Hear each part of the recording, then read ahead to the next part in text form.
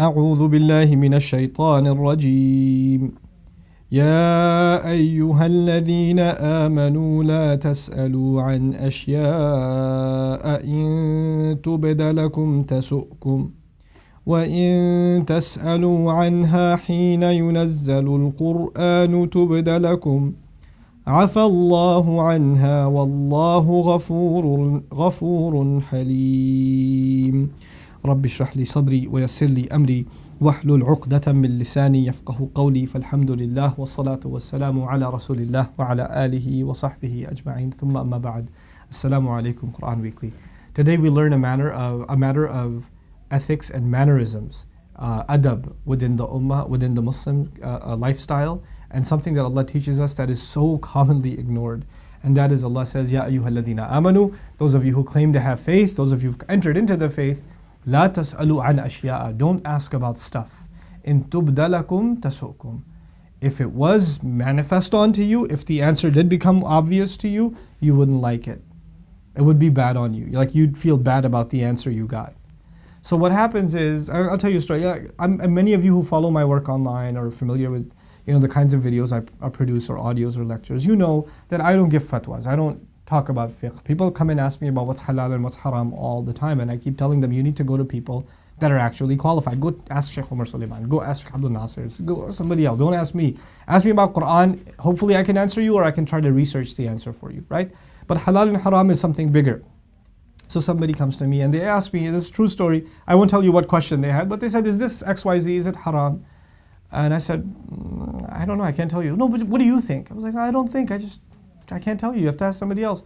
So, well, who should I ask? So I pointed to a scholar and she said, well, have you asked them this question before? I said, yes, as a matter of fact, I have asked them this question before. And so the lady said, so what did they say to you? So I was like, well, they said it's haram. I was like, okay, do you know any other scholar I can ask? In other words, she's going to keep asking people until she found someone who could just legitimize this thing for her, right? Like just get somebody tell me there's some difference of opinion and this is halal. That's all I really want. If you could just give me that, I can move on with my life and just do this thing that I want to do. Subhanallah. Don't ask about stuff if you don't like the answer, like you're mentally not prepared for one of the two answers. Only ask about things when you are genuinely seeking an answer, not legitimization. You're not looking to make something haram. You're not looking to make something halal. You're genuinely seeking what the right course of action is.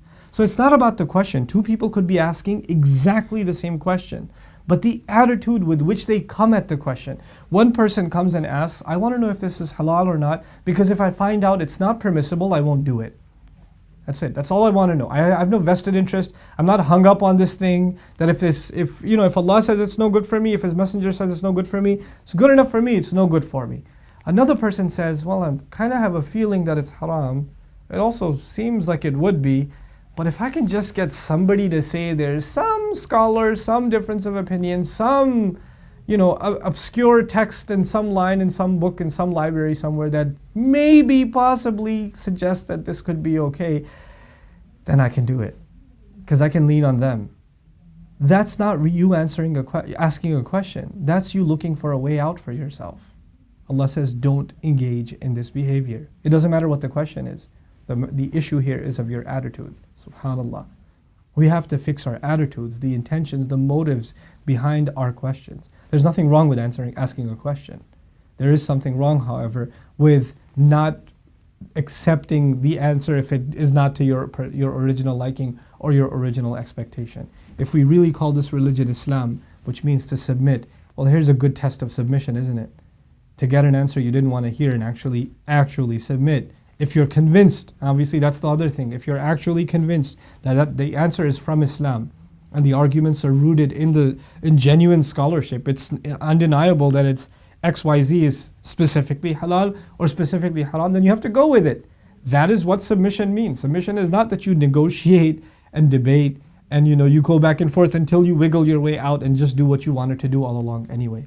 May Allah Azza wa Jal not make us of the people who ask questions with the wrong intention or with the wrong attitude. And may Allah make us of those who ask questions as a way of seeking the right answer and to give us the moral strength and the courage to be able to live by those answers. Barakallahu li wa lakum. Wassalamu alaikum wa rahmatullahi wa barakatuh.